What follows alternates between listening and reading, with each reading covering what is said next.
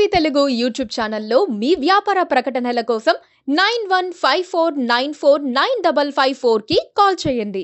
తెలంగాణలో రేవంత్ రెడ్డి కాంగ్రెస్ పార్టీని మించి ఎదిగిపోయారా?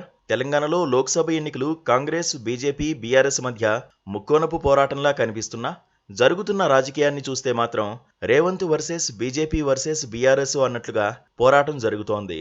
అటు భారతీయ జనతా పార్టీ, ఇటు బీఆర్ఎస్ పార్టీ కూడా పూర్తిగా కాంగ్రెస్ పార్టీని కార్నర్ చేయడం లేదు.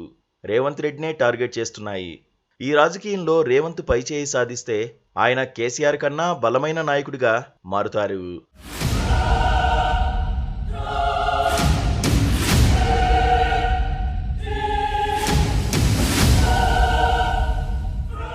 తెలంగాణలో ఇప్పటికీ మాస్ లీడర్ ఎవరు అంటే ముందుగా కేసీఆర్ పేరు చెబుతారు.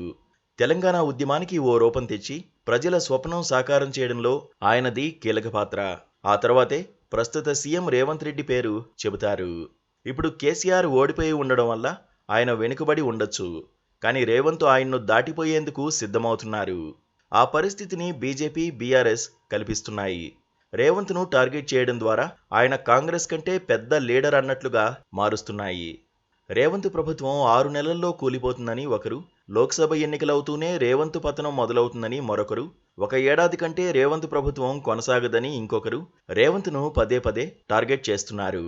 బీఆర్ఎస్ అగ్రనేతలతో పాటు కిషన్, బండి, రఘునందన్ ఇలా ప్రతి ఒక్కరూ ప్రతిరోజు రేవంత్ జపమే చేస్తున్నారు. తమ ఆరోపణలు, విమర్శలన్నింటినీ రేవంత్ ప్రధానంగానే చేస్తున్నారు.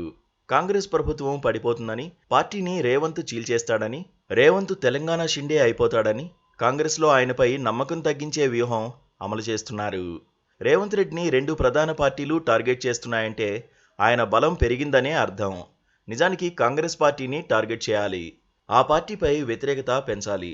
కానీ రేవంత్ రెడ్డిపై వ్యతిరేకత పెంచితే చాలని, విజయం వస్తుందని, ఓటర్లు మారిపోతారని బీఆర్ఎస్, బీజేపీ అనుకుంటున్నాయి.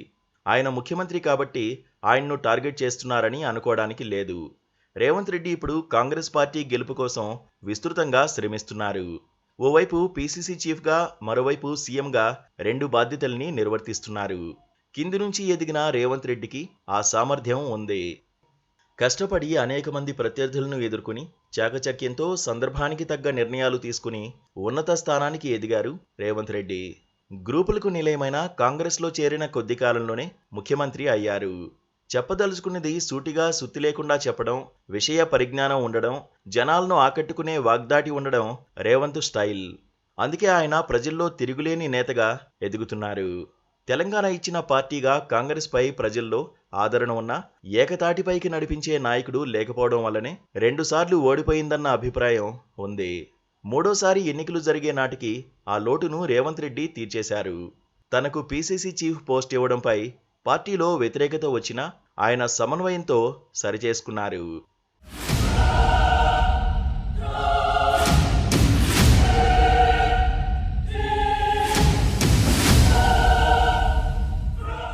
ముఖ్యమంత్రి పదవి వచ్చినప్పుడు కూడా ఆయన అంతే, అందరినీ కలుపుకుని వెళ్లారు.